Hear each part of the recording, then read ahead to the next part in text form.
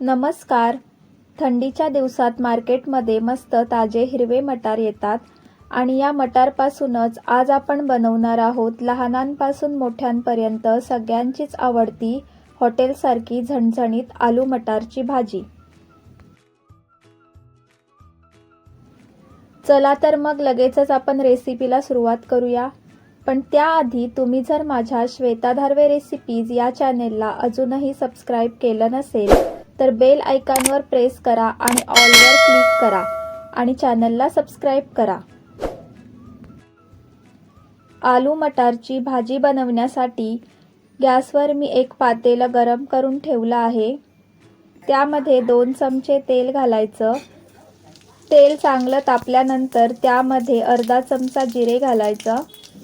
त्यानंतर 2 लवंगा आणि 2 काली मिरी घालून 2 तेजपत्त्याची पाने घालायची. चांगलं परतल्यानंतर यामध्ये 2 मोठे बारीक चिरलेले कांदे घालायचे आहेत. कांदा आपल्याला गोल्डन ब्राऊन कलर येईपर्यंत चांगला परतून घ्यायचा आहे. साधारण 2 ते 3 मिनिटांमध्ये कांदा आपला परतून होतो.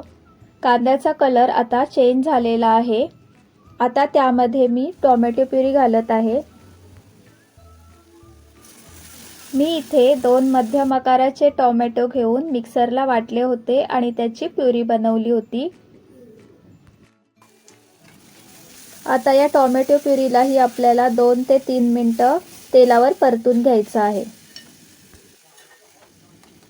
2 मिनिटं झालेली आहेत आणि टोमॅटो प्युरी ही चांगली शिजलेली आहे. आता आपण यामध्ये मसाले घालणार आहोत.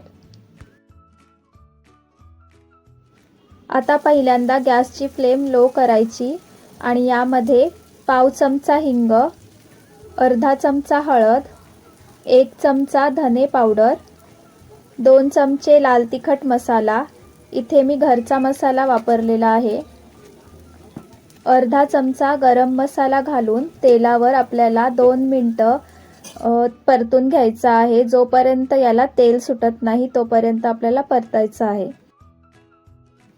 2 मिनिटं मसाले परतून झाल्यानंतर यामध्ये मी आता 1 वाटी स्वच्छ धुतलेले मटार घालत आहे. त्याचबरोबर मी इथे मध्यम आकाराचा बटाटा घेतलेला आहे. त्याची सालं काढून त्याचे बारीक तुकडे करून स्वच्छ धुवून घेतलेला आहे. आता पुन्हा तेलावर परतायचं आहे.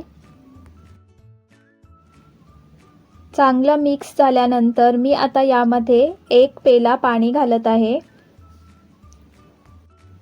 इथे मी सुकी भाजी बनवत असल्यामुळे 1च पेला पाणी घातलेलं आहे. तुम्हाला जर रस्सा भाजी बनवायची असेल तर तुम्ही 1.5 किंवा त्यापेक्षा जास्त पाणी घालू शकता.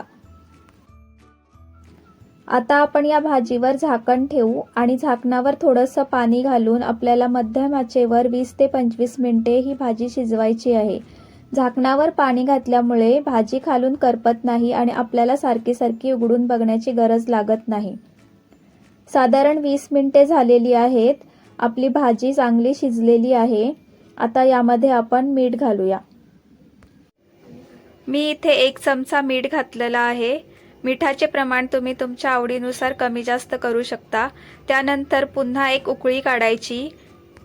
आता आपल्या भाजीला हॉटेलसारखी चव आणण्यासाठी मी इथे थोडीशी कसुरी मेथी घेतलेली आहे.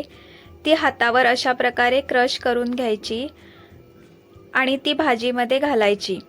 यामुळे भाजीला हॉटेलसारखी चव येते आणि भाजीच्या चवीमध्ये खूप फरक पडतो. त्यानंतर बारीक चिरलेली कोथिंबीर घालायची आणि गॅस बंद करायचा. आपली आलू मटारची भाजी तयार झालेली आहे. ती आपण आता सर्व करायला घेऊ. बघितलं ना, किती झटपट आणि सोप्या पद्धतीने तयार झाली आपली आलू मटारची भाजी. ही भाजी तुम्ही पोळी किंवा राईस बरोबरही खाऊ शकता.